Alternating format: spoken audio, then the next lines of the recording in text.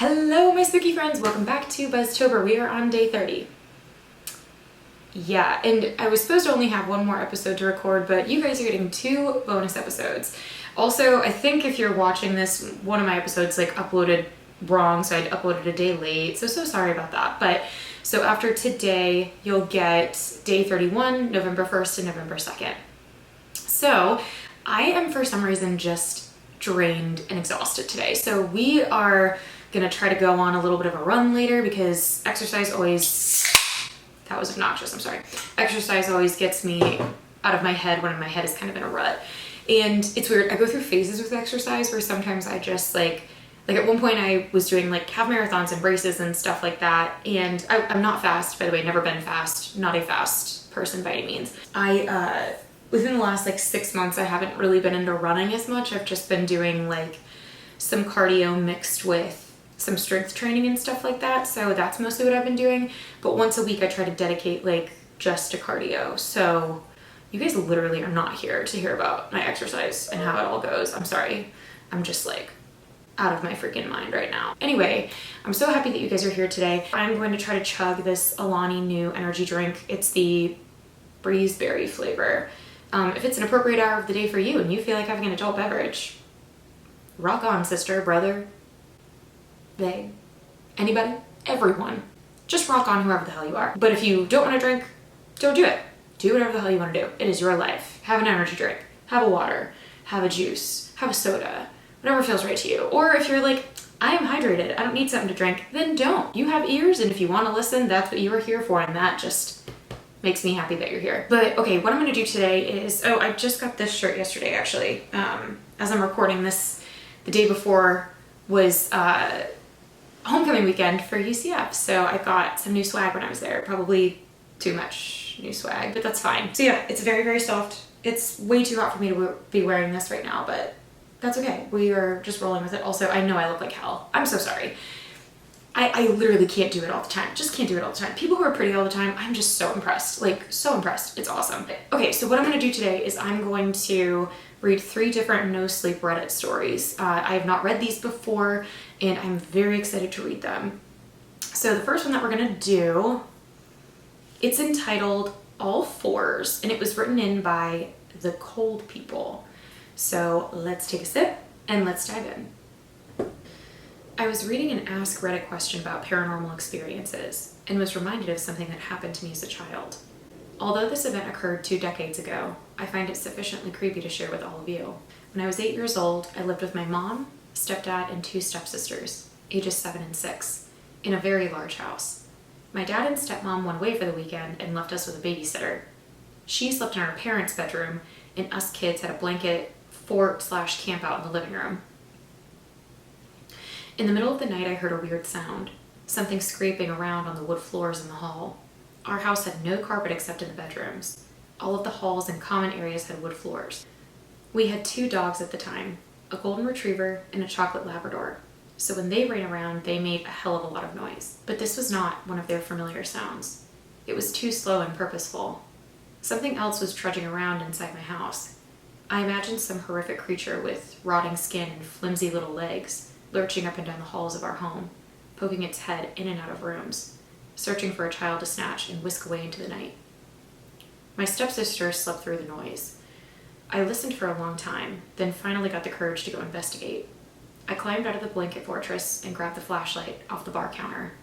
I walked around the ground floor of the house looking for the source of the scraping sound. The floor of our house was comprised of 4 long hallways that made a square. The kitchen and the living room were at one end, and at the other, there was that stupid room with all that nice furniture that nobody was ever allowed to actually sit in. It's a rich people thing from my parents' generation. As I reached the off-limits living room, I saw something move past the piano at the far side of the room. It moved into the adjacent hallway. The scraping sounds resumed. I hurried over, flashlight in hand, trying not to trip over anything. As I rounded the corner into the hall, I saw our golden retriever Bear walking through the darkness, on his hind legs. You know how sometimes when a dog jumps on you and you grab him by the front paws and kind of help him stand? It looked like someone was doing that with our dog, but there was nobody there.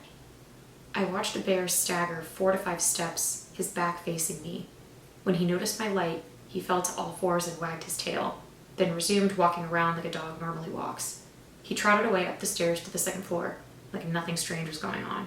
The weirdest thing was, when I was laying in the blanket fortress earlier, I listened to that scraping sound for a good 5 to 10 minutes before deciding to investigate. The dog was walking around in the dark for that long, on his hind legs, in slow circles around the house. To this day, I have never figured out why. He never did before and never did it again after that night. But he apparently freaked out the babysitter too.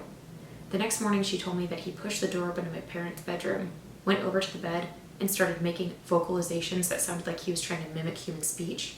He did this for several minutes before she locked him out of the room and looked pretty rattled the next day when we talked. It's probably not a coincidence that as an adult, I'm a cat person. Holy fuck. I mean, I know these are not true, but oh my god, that just sounded so real. Like, I feel like I wasn't reading that from the no sleep section. I feel like I was reading that from like the true paranormal scary story section. Wild. What a great story. Holy cow. Ugh. Okay, so this next one, this does have trigger warnings as child abuse that was written in here, and the not suitable for work 18 and up button is what I had to click on to even be able to read this story. So just please keep that in mind with the trigger warnings that I've mentioned so far. Once again, I haven't read this before, so I don't know if there's more. Always proceed with caution when listening to these stories that I tell. So this one is entitled An Email from My Daughter's Killer, and it was written by Double Door Bastard. Do you believe in coincidences? Seems like a funny question, doesn't it? I've never paid it much thought before now either. Perhaps I have some explaining to do. As of yesterday, it's been a year since my daughter went missing. There was never any ransom note, no remains discovered, and not an iota of evidence to support the standard theories of foul play and kidnapping. Aside from her absence itself, the whole situation seemed freakishly clean. At only 14 years old, she'd gone missing without a trace. Her name was Emily. I can say the dreaded was with confidence now. It's a bitter blessing, one that's come at a great cost to all of us. When Emily disappeared, she left myself, her father, and her older brother Joseph in a state of perpetual anxiety, the limbo of monstrous uncertainty. Every phone call was a needle pressed into our skin, and every newscast that aired about that poor girl, still missing, presumed dead, felt like having boiling water poured down our throats. Not knowing, that's the real torture. Until yesterday, I truly believed that. Until yesterday, when I got an email from an unknown source, an email claiming to have the truth of what happened to Emily on that terrible day. The following is the contents of that email. From imsorry1234@gmail.com. Subject, an apology for what I've done. Hello, Mrs. Stanfield. I won't tell you my name. That's not important right now. What's important is what I've done and how sorry I am for doing it. I'll be quick and honest. Emily is dead and I killed her. I would love to tell you it was quick and merciful, but it was neither. She died slowly and terribly. I can't imagine what my initial enjoyment of that fact will serve as any kind of consolation. I've loved Emily for a long time, in what you might call an improper way. The hardest part was knowing she could never love me back, at least not in the way that I loved her, though this wasn't for lack of trying. I'd made passes before, just silly attempts really, but she was never receptive to my attention. She was disgusted by me, and that made me feel small and angry, though I can be thankful of the fact that she never told you about any of it. Do you know how hard it is to cope with fantasy, Mrs. Stanfield? I've had such ugly dreams about Emily, and I know that they're ugly, but I still can't help but find them so exciting. I've wondered many times over the past year whether it was the ugliness of it all that made me so passionate. When all you've got is a fantasy that you think is unattainable, you spend lots of time refining it, like a sculptor chipping away at a statue, hoping to find perfection hidden in the granite. It doesn't matter how many times you secretly loosen the valves with your hands. That just keeps the fantasy down. It doesn't destroy it, can't destroy it. It just gains another component. Maybe it's another 15 minutes of torture, another scream. Maybe it's a different tool added to the kit. By the time the fantasy comes to a boil, it's too complex to be satisfying on the basis of thought alone. You have to make it into flesh. Warm, satisfying flesh. And I did, Mrs. Stanfield. I really did. I have to be honest with you. It wasn't so much about wanting to live my fantasy as it was about wanting to know whether I had it in me to carry it out. There was no dignity in pleasuring myself to the thoughts of violence, only in being able to say that I had the courage to do the one thing that had been giving my life any sort of meaning. And a year ago today, I proved that I did have the courage. My little indiscretions were in the past. I was patient like a crocodile. I played the long game. I got Emily to trust me again with time. I let her be comfortable around me, let her guard drop down. She was on her way home from school when I finally took my chance and made my move. I picked out an old beat-up shack in the woods in advance. I threw down a woolen tarp and prepared some shackles. I even lit a few candles for romantic effect. More for myself than her, admittedly. Emily was apprehensive at first, but I managed to talk her into visiting the little cabin with me. The door was shut and bolted behind us before she ever even saw the gun I was holding. But when she did, she was a good girl and didn't scream. Though I must say I was a little disappointed at that. I'm not a pornographer, so I won't be lured with the details of what I did. I'm aware that it's perverse, but the wind outside hardly matters when you're a hurricane. My whole life was perversity, hidden and locked away. Emily was the outlet of that perversity. Part of me thinks I only ever loved her because she was convenient, because she was accessible. I used a hammer, a knife, a pair of pliers, and a power drill. It all got messier than I expected. So much blood. So much other things. All in all, it took a few hours before she finally died, which was admirable. She never did let me have any fun. Emily was such a strong girl. You should be proud of her, Mrs. Stanfield. For my own pride, I'd like to state that I didn't fuck her before she died. I couldn't bring myself to cross that barrier, knowing her eyes would be on me while it was happening, the thought of it disgusting me. She died, to the best of my knowledge, a virgin. Once I was fully done with her, and the euphoria of all of it had passed, it dawned on me what a terrible thing I'd done. My pleasure turned to disgust, and all that sweetness that was inside of me while I was killing her turned sour. I realized that I was not meant to be a murderer, that it didn't suit me, that beyond the temporary pleasure of the act, the thought of taking someone's life repulsed me. I was a fantasist who made a terrible, terrible mistake, one that cost the life of a promising young girl. If there is a grand plan out there that we're all part of, I could feel that what I had done was a deviation from the natural law. I was disgusted at the act and at myself. This little experiment had backfired on me entirely. I was so out of my depth. Once I'd gotten over the initial wave of fear and panic, I cut up Emily's body into smaller pieces that were easier to carry. I took all the pieces, wrapped them up in a woolen tarp, and burned them with lighter fluid in the woods. After that, I buried the bundle of charred bones and ashes, wishing I could have just forgotten all of it. Killing Emily and doing the things I did to her body were no acts of courage. I've realized that over the past year. They were acts of obsession and cowardice, of a person who's not strong enough to overcome their darker urges. I've been racked by guilt, surrounded by reminders of the life I've taken and can never get back. That's why I've decided to do the courageous thing, and let you know that I've decided to take another life. Mine. All I can ever be is a danger to the people around me, a time bomb destined to blow up and hurt another innocent. The only altruistic thing for a person in my position to do is take myself out of the picture. I'm sorry for what I did to Emily. I don't expect you to forgive me, nor do I think I deserve it. I just hope this gives you some sense of closure and allows you to move on. My sincerest apologies. After I read that terrible email, I cried for hours. I didn't have that violent reaction because I believed I'd been contacted by my daughter's killer, but just because I felt like someone was playing a horrific joke on my family after we'd been through so much, and on the anniversary of our Emily's disappearance, no less. I didn't show my husband or my son. I couldn't bear to. I just bore the cross myself and wore a brave face for them, knowing the anniversary was hard on all of us. I wouldn't let the monster on the other end of that email tear up my family. But this morning, I heard 2 almighty bangs ring out from Joseph's bedroom. By the time his father and I had forced open the door, it was too late. He'd somehow gotten his hands on a gun and fired 2 shots, one through his laptop and another one through his forehead. So with this in mind, I'll ask you all again. Do you believe in coincidences?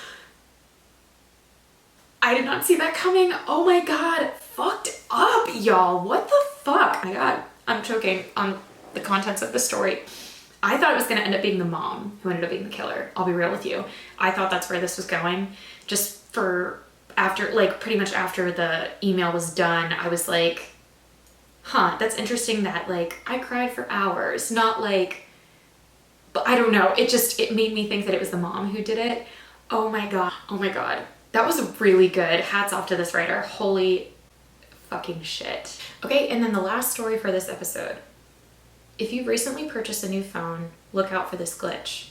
If an unknown location repeatedly appears on your GPS, do not follow it.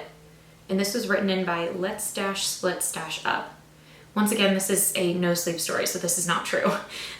So don't go freaking out if your phone does something weird. Well, I guess maybe, but it's not related to the story if that's what's happening.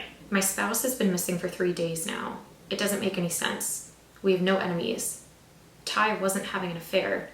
We have an open poly relationship, and both of us occasionally have other partners and tell each other when we do. The only new thing in our lives was Ty's phone. Some fancy newfangled Google device with a snazzy, never-before-seen app. I'm not all that into gadgets, but Ty wouldn't stop talking my ear off about it in the last days before it finally arrived, sleek and gleaming in its own white box. I wouldn't mention the new part at all except, well, I have one idea about where my missing spouse might have gone. It happened on the second or third morning after the new phone arrived. I was only half paying attention to Ty's excitable babble. Turns black and white at night because it knows it's time for me to sleep. Isn't it smart? And see, I have everything organized so I can find stuff super easy.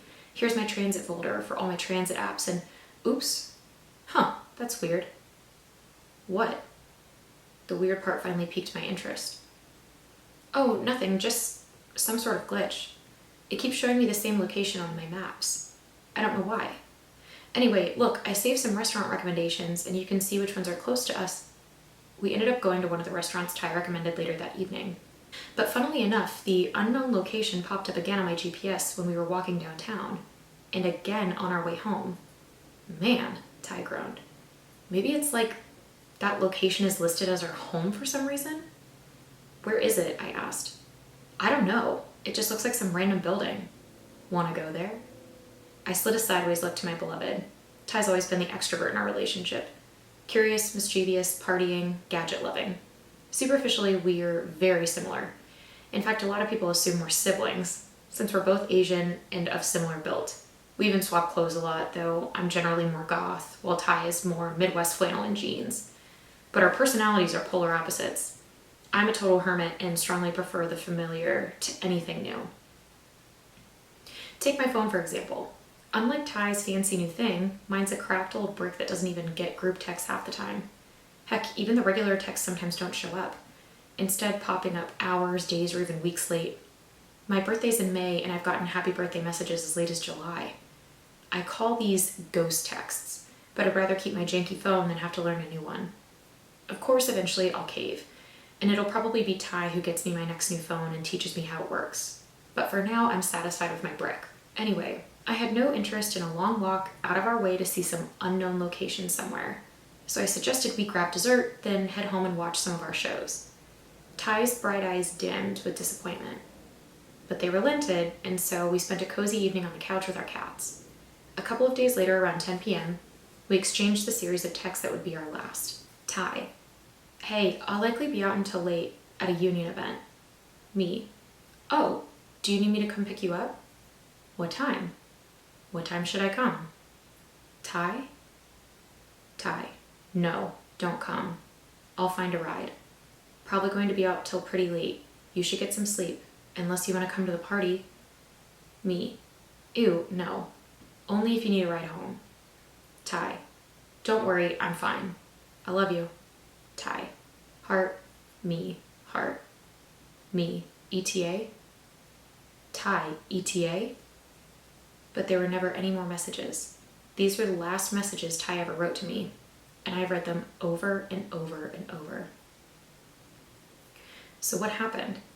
I checked Ty's computer for information about this union event and reached out to a few of their coworkers the next morning, only to have my anxiety skyrocketed into panic when I was told there was no union event that night. One of Ty's colleagues, Jessica, asked whether I was sure Ty was being honest with me. Of course I was. Why wouldn't I be? But Ty does like to play pranks. They do stuff to mess with me all the time. Little things, like letting me lead us the wrong way when we were out walking, because Ty has an excellent sense of direction and I don't. Just strolling hand in mind, quietly laughing, until I finally realized I'd gotten us completely lost. Or like the time our parking garage was repainted. Ty tracked how many days it would take me to notice, and would say stuff like, "Hey, is there a spider on the wall?" dropping subtle hints. It took me 3 weeks and 6 days. It's true that I live too much in my own head. whereas Ty is very much out in the world and plays too much, buys too much, works too much. Adrift like a balloon that will float away without a tether. I am the tether. It's how we balance each other. Balanced. These past few days I've been such a mess. None of our friends know where my spouse is. None of them. Nor any of our family. And yeah, obviously I contacted the police. They think it's an affair. I told them the same thing I told Ty's colleague Jessica. Why would Ty sneak around? What would be the point when we both date other people anyway? That got some raised eyebrows. And they just told me people have all kinds of reasons to hide things from each other. That maybe I don't know my spouse as well as I thought I did. But our cats. Ty would never leave our cats. Our Maine Coon Luna is Ty's baby. Even if Ty would leave me, and I'm not entertaining that idea, we would talk about things first, would communicate. We wouldn't ghost each other. Ty would never leave Luna. None of it makes any sense. And finally, just this evening, I found something. In the pocket of Ty's jeans, a glossy blue phone, its Maps app open, and the GPS showing an unknown location. Why would Ty leave their phone with me? How did they text me from the union event if their phone was here? Or did they return and slip into the pocket of those jeans sometime while I was out this evening? But why? Why do such a thing? Why leave it for me instead of just calling? I closed out the map and opened the messages, checking to see if Ty had communicated with anyone besides me in the recent days. But no. Their very last message were the ones with me. That same series of texts, plus the ones I sent that went unanswered through the night. Ty, are you okay? Please call me. I'm seriously worried. Call me now. Ty, please call now. And on and on and on, until my eyes blurred with tears and I had to stop reading and put the phone down. Finally, I picked it up again and looked at the maps. That unknown location marked by the GPS. I shivered. Ty, did you go there without me? And now you want me to come? The sight of that dot on the GPS filled me with an irrational terror. Obviously I had to go, but everything about this felt wrong. Whereas my beloved saw that the little blue dot was a curiosity, a mystery to be solved. I looked and saw a warning. Danger. Dread collected in my belly and squeezed my lungs. Oh, Ty. Where was I when you needed to be tethered back to Earth? I grabbed my bag, shoved my phone and Ty's in there. I messaged my family. It was near midnight, so I didn't expect a response from anyone. But I wouldn't make the mistake of vanishing without informing everyone.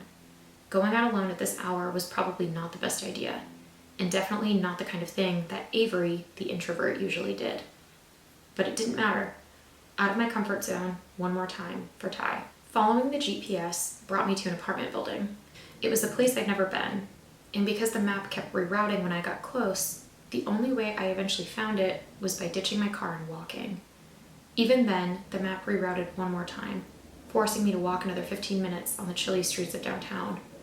And while I'm familiar with the downtown area, somehow I wound up on a block I didn't recognize, in front of a building I'd never seen before.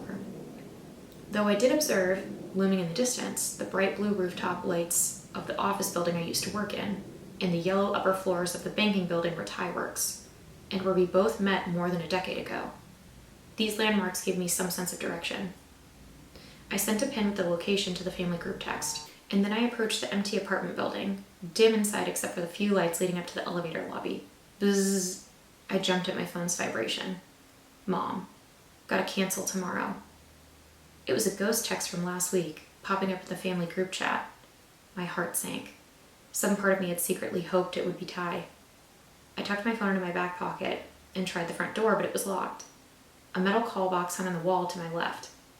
Had Ty come to the same call box 3 nights ago? Suddenly static spat. Buzzed. Buzzed. Avery? My heart all but stopped. Ty? I gasped. Avery, you're here? Bzzzt. Up? Ty, I shouted. Are you okay? Where are you? Can't hear you. Come up to the zzz. Abruptly, there was a loud buzz as the apartment door opened, and I rushed into the lobby into the elevator. Had Ty said roof? I pressed the uppermost floor. The whole way, questions flooded my mind. Why would Ty be here? How had their phone gotten to me after they went missing? What happened 3 days ago at almost this exact time as I was heading up, right now? But my heart wouldn't listen to my brain's logic, because Ty was here, waiting on the roof. They didn't sound scared over the call box, only surprised, like they were glad I'd come, like they'd been waiting. The elevator doors opened and I rushed out and through the door marked authorized entry only, but held ajar by a doorstep because coming from beyond were lights and sounds. Up a narrow flight of stairs, I emerged to the roof. Thumping music, dazzling lights. A party. Oh wow. And it was lit.